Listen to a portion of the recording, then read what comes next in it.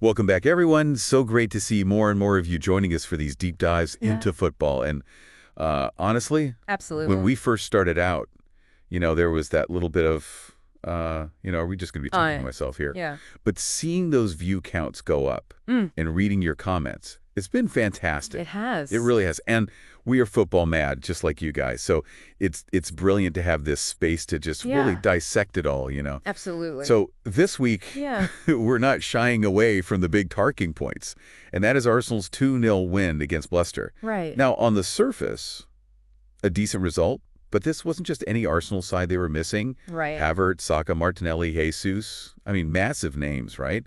Big attacking threats. So Absolutely.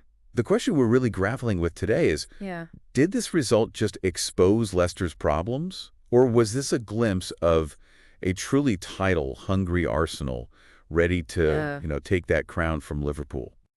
It's a fascinating question, isn't it? And cuts to the heart of, I think, the narrative of the season. You're right on paper. Yeah. Depleted Arsenal side facing a Leicester who have shipped 53 goals already this season. Yeah. 8 losses out of the last 9. It screams easy win for the Gunners, but football loves to defy expectations. Oh, it does. And it did. And I was rewatching that first half, prepping for this, and it was far from the clinical performance that I think many predicted. Right. They looked frustrated. Arsenal misplaced passes. Leicester almost nicked a goal.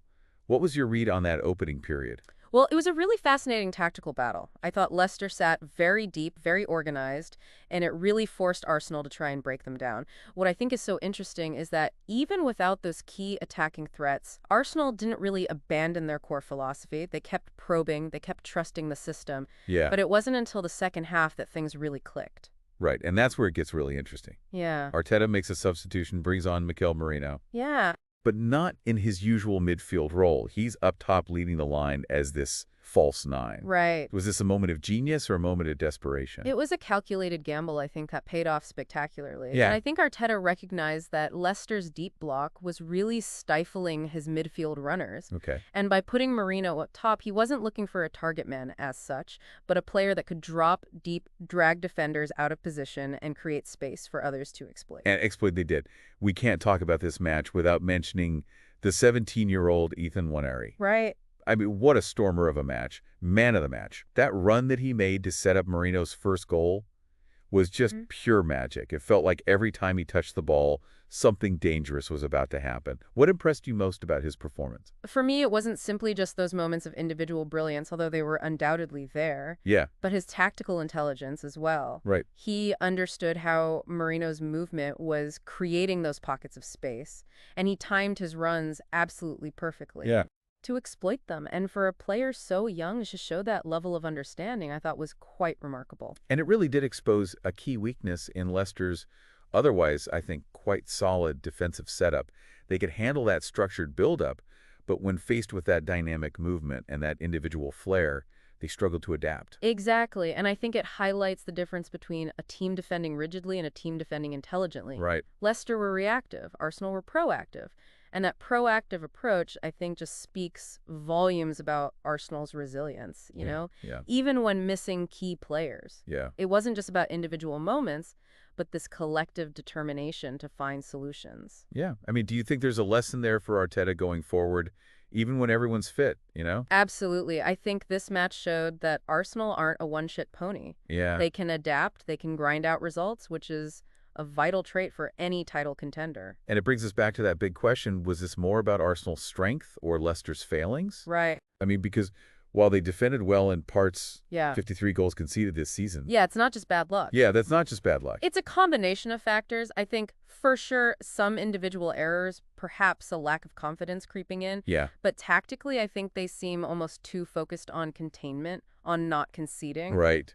That they forgot about posing a threat themselves. Yeah, it felt like they were waiting for Arsenal to make a mistake rather than trying to force one. Right. And against a team like Arsenal, even the slightly off-form one, you can't just sit back and hope for the best, can you? You can't, precisely. You have to disrupt their rhythm, make them uncomfortable. Yeah. Leicester had a few moments on the counterattack. Yeah. But they lacked the conviction. Right. The belief to really punish Arsenal. Okay, so we've talked about Arsenal's attack, Leicester's defense. But one thing that really stood out to me was that midfield battle. Yeah. Even without Partey, Arsenal seemed to control that tempo for large stretches. Yeah. What was your take on that?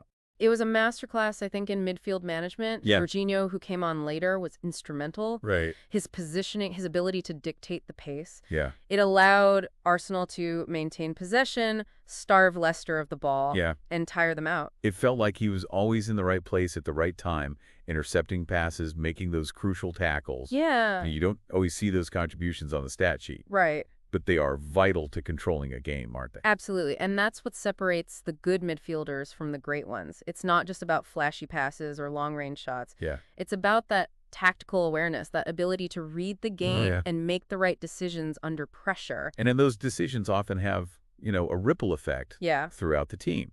If your midfield is solid, your defense feels more protected, your attack has more freedom to create. Right. It's the engine room of the team, and Arsenal's engine was purring in that second half. A well-oiled machine.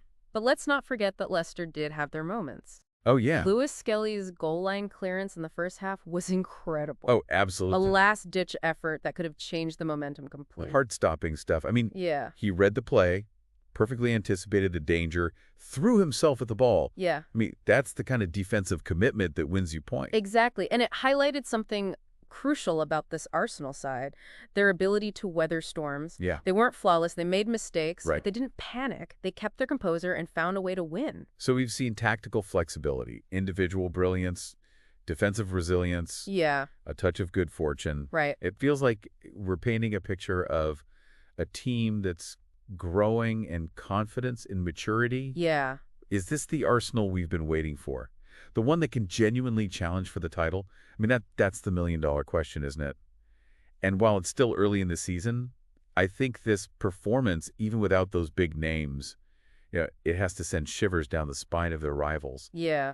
What do you think this win says about their mentality, especially compared to previous seasons? I think what strikes me is that there's this sense of belief, this unwavering commitment to their style of play. Yeah. In the past, maybe there was a tendency to crumble under pressure, to doubt themselves when things weren't quite going their way. Right. But this time, they stuck to the plan, they trusted the process, and it ultimately paid off. There was a moment in the second half, just after Leicester almost scored, Yeah. and you could see the frustration on the faces of some of those Arsenal players. Yeah. But instead of letting that, boil over, Right. they channeled it into something positive. Yeah. It felt like a real turning point, a moment of collective resolve. I think that's the hallmark of a championship-winning team, isn't it? Yeah. That ability to turn adversity into fuel, to find strength in the face of setbacks. And that's not just down to individual talent. It's a testament to the culture that Arteta has instilled in this squad. We've talked a lot about Arsenal, and rightly so. Yeah. But before we wrap up, I do want to circle back to Leicester. Sure. We've mentioned their defensive struggles, Yeah. but is there anything they can take away from this match? Any positives to build on? I think their organization in that first half was impressive. Yeah. They frustrated Arsenal. They forced them to be patient. Yeah. The challenge for them is to find a way to marry that defensive solidity with a bit more attacking intent.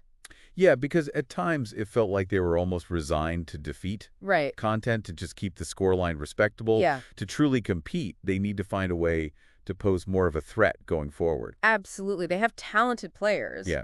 But they need to find a way to unlock that potential, to create more chances to put pressure on the opposition. Right. It's a delicate balancing act, Yeah. but it's essential if they want to climb the table. Okay, so we've analyzed the tactics, we've dissected the performances, we've debated the implications for both teams. Yeah. As we reach the final whistle on this deep dive, what's the one big takeaway you want our listeners to ponder?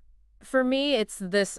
Arsenal have laid down a marker. Right. They've shown that they're not just pretenders, they're serious contenders. And while the title race is far from over, Yeah.